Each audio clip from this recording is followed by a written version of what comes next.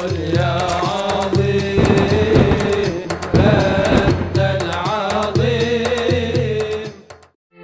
dimulakan Allah Ta'ala, kita duduk di sini untuk usaha satu saja. Bagaimana kita ini menjadi orang yang sukses. Itulah maksud kita duduk di sini. Penting apa enggak sama kan? Gak ada orang yang ingin gagal, gak ada orang yang ingin celaka, gak ada orang yang ingin hina. Nah sekarang inilah kita usaha untuk itu, supaya kita jadi orang mulia, orang yang selamat, orang yang bahagia, orang yang barokah. Untuk diri kita, untuk anak cucu kita, keluarga kita, kampung kita, dan seluruh umat Islam di seluruh alam. Dan jalannya supaya orang itu hidupnya selamat, itu hanya satu aja. Kalau dia itu hidup mengikuti petunjuk pencipta alam semesta, penguasa alam semesta, penentu alam semesta, yang membahagiakan dan yang mencelakakan siapa saja, yaitu Allah Subhanahu wa Ta'ala. Jangan ada pikiran saya akan selamat dengan harta. Kalau orang itu selamat dengan harta, Qarun sudah selamat.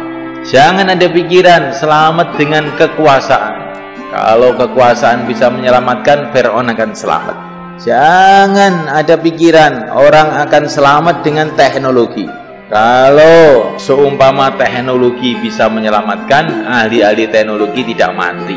Jangan ada pikiran kedokteran mau menyelamatkan. Seumpama kedokteran bisa menyelamatkan, dokter-dokter tidak ada yang mati. Satu-satunya jalan menuju keselamatan hanya satu saja, mengikuti petunjuk Allah Subhanahu wa Ta'ala. Pertama kali mengenal Allah, meyakini Allah, bahwa yang berkuasa di alam semesta ini hanya Allah, yang menentukan hanya Allah, bukan manusia yang berkuasa, yang menciptakan manusia yang berkuasa. Insyaallah. Bukan raja-raja yang berkuasa, yang menciptakan raja-raja yang berkuasa. Ini sederhana ini kata-kata ini, tapi ini penting ini. Karena kebanyakan manusia itu dalam hati itu yang berkuasa itu raja-raja, yang berkuasa itu Amerika, yang berkuasa itu Cina, yang berkuasa itu Belanda. Itulah namanya kebodohan. Yang berkuasa itu yang menciptakan Amerika, bukan Amerika. Yang kaya itu bukan Cina, yang menciptakan negeri Cina itu. Yang kuat bukan para malaikat, yang menciptakan para malaikat yang maha kuat.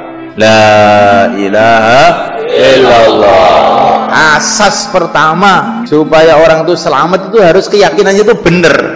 Kalau keyakinannya nggak benar, nggak akan bisa selamat. Walaupun dia punya dunia seisinya, tapi tidak kenal dengan yang menciptakan dunia, celaka. Walaupun dia didukung semua rakyat, tapi tidak didukung oleh yang menciptakan rakyat, celaka. Walaupun didukung oleh semua raja, tidak didukung oleh yang menciptakan raja, celaka. Walaupun punya dunia seisinya, tapi dia tidak punya hubungan dengan yang punya dunia, yang menciptakan dunia, mesti celaka. Pasti, bukan mungkin, pasti celaka. Cuman kadang-kadang itu dia tidak sadar kalau dia itu celaka. Seperti orang naik mobil di jalan tol mulus, dengan tenang-tenang dia gembira naik mobil, nggak tahu di depannya itu jurang. Saya aman, saya sukses. Tunggu sebentar lagi, wah sudah memet. Begitu juga semalaikat orang yang tidak taat kepada Allah, orang yang tidak kenal kepada Allah, walaupun dia ini sepertinya sukses, itu seperti orang naik mobil yang mau masuk jurang itu mereka. Maka syarat kesuksesan pertama keyakinan atas la ilaha illallah. Maka yang mulia baginda Nabi alaihissalam mengatakan, ayyuhan nas qulu la ilaha illallah tuflihu. Hai manusia, katakan la ilaha illallah, kamu sukses. Katakan itu maksudnya gimana? Yakini, maksudnya begitu. Tapi keyakinan itu dimulai dari perkataan. Maka berbicara itu penting. Qulu, katakanlah. Nabi tidak mengatakan yakinilah, katakanlah. Katakanlah la ilaha illallah, kamu akan sukses. Kalau sudah kamu katakan, Apa yang kamu katakan tuh lama-lama kamu pikirkan, apa yang kamu pikirkan lama-lama mancep dalam hati. Maka qul huwallahu ahad, katakan Allah itu Esa, Allahus Samad, Allah lah hajat seluruh makhluk. Hajat kamu bukan kepada dunia, hajat kamu itu sebetulnya kepada yang menciptakan dunia. Cuman kamu salah paham. Kalau Allah tidak menciptakan dunia, kamu bikin sendiri. Allahus Samad, hajat kita itu hanya Allah. Kalau kita ke pasar, hajat kita ini kepada Allah, bukan kepada pasar. Hajat kita ini kepada pertolongan Allah yang Allah turunkan di pasar. Begitu juga kalau kita ke ladang, hati kita, hajat kita ini kepada Allah yang menurunkan pertolongan Allah yang ada di sawah, di ladang. Kalau Allah tidak tolong kita di sawah, di ladang, akan buntu semua jalan. Tapi ini jangan diam aja. Qul, katakan dah, jangan diam. Allah satu, Allahus Samad, Allah lah hajat kita, tempat bergantung kita. Katakan. Karena Al-Quran mengatakan qul, Nabi juga mengatakan qulu, katakan. Kok kamu dengar tok? Berarti kamu tuh belum menjalankan Al-Quran. Gawat nggak? Gawat, diperintah belum menjalankan. Jangan pura-pura diem, tahu-tahu ngantuk. Kita harus ngomong. Lesan itu kuncinya hati, kata para ulama. La yastaqimu imanul mar'i hatta yastaqima qalbuhu, wa la yastaqimu qalbuhu hatta yastaqima lisanuhu. Atau kama qala Rasulullah sallallahu alaihi wasallam. Iman orang itu tidak akan lurus kalau hatinya belum lurus. Hati tidak akan lurus kalau mulutnya belum lurus. Kesimpulannya, kalau mulut lurus, nanti hati lurus. Kalau hati lurus, iman lurus. Maka katakan la ilaha illallah. Yang berkuasa hanya Allah, yang menentukan hanya Allah. Panas bukan dari matahari, dari yang menciptakan matahari. Mati bukan dari penyakit, dari yang menciptakan penyakit. Loh, ini penting ini. Sehingga kita ini di mana saja hatinya kepada Allah. Makan tapi hatinya bukan kepada nasi, hatinya kepada Allah. Kalau Allah kehendaki nasi ini jadi baik buat saya, nanti akan datang kebaikan. Tapi kalau Allah kehendaki tidak, ya tidak. Maka mau makan di depan nasi, doa Allahumma barik lana fima razaqtana wa qina adzabannar. Ya Allah, berkatilah ini nasi ini. Kalau Allah berkati, nasi dimakan jadi seger, badannya kuat, ibadah enak, pikirannya lurus, ngaji paham. Ini makanannya barokah.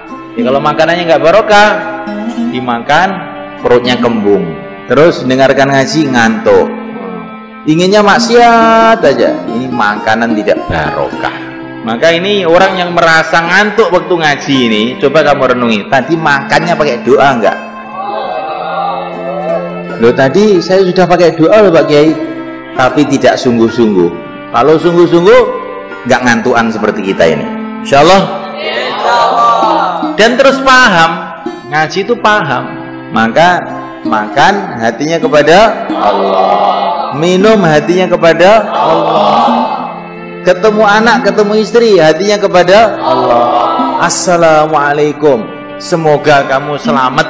Selamat dari apa? Selamat dari macam-macam, termasuk selamat dari dosa. Nanti kalau istri kita ketemu assalamualaikum, ya diselamatkan oleh Allah dari macam-macam musibah, termasuk ngomel itu kan musibah itu mereka. Nah, masa perempuan ngomelin suaminya? Dosa itu. Sebabnya apa? Sumbernya karena suaminya kalau ketemu nggak pernah mengucapkan salam. Hatinya tidak kepada Allah, hatinya kepada istri. Akhirnya Allah hukum istrinya kayak bebek. Siapa yang salah? Saya. Insyaallah kan? Jangan nyalahkan istrinya dulu, salahkan saya. Ya, saya sudah salam baru sekali, tidak salamnya sudah 10 tahun. Sekarang tobat, ketemu keluarganya, assalamualaikum. Hatinya kepada Allah. Mau tidur hatinya kepada Allah. Bismikallahumma ahya wa bismika amut. Dengan namamu ya Allah aku tidur, aku bangun. Ya, hatinya kepada Allah. Ini adalah praktek iman itu seperti itu. Jadi iman itu dipraktekkan dalam kehidupan itu. Prakteknya gimana? Menghadapi apa saja hatinya kepada Allah. Maka dalam satu hadis dikatakan hasbunallah amanun likulli khaif, atau kama qala Rasulullah sallallahu alaihi wasallam. Hasbunallah itu adalah keamanan bagi setiap orang yang khawatir. Maka Nabi Ibrahim menghadapi Namrud menghadapi apa? Hasbunallah wa ni'mal wakil. Akhirnya aman. Kalau kita ada khawatir-khawatir, hasbunallah wa ni'mal wakil. Kalau mau buat apapun, bismillah. Bismillah itu maknanya saya buat perkara ini minta tolong kepada Allah. Barang siapa memulai kerjanya dengan bismillah, Allah akan berkati pekerjaannya itu. Ngaji bismillah. Barang siapa kumpul istrinya baca bismillah, nanti kalau jadi anak, anaknya tidak bisa disesatkan oleh syaitan. Makanya ulama-ulama Pakistan kalau melihat santri ngantuk aja ngaji, ini bikinnya tidak pakai bismillah ini. Nah, terus bagaimana sudah terlanjur jadi ini? Ya sekarang aja baca bismillah yang banyak. Nah, dulu orang tuanya lupa. Jadi kalau anaknya itu ngantuan tuh jangan disalahkan anaknya dulu. Mungkin lupa ini dulu, nggak baca bismillah. Jadi semulaikan Allah SWT ini penting, ini iman nih semulaikan. Nah ini kita ulang-ulang hari-hari kita bicarakan sampai kita mati dengan la ilaha illallah. Inilah kesuksesan.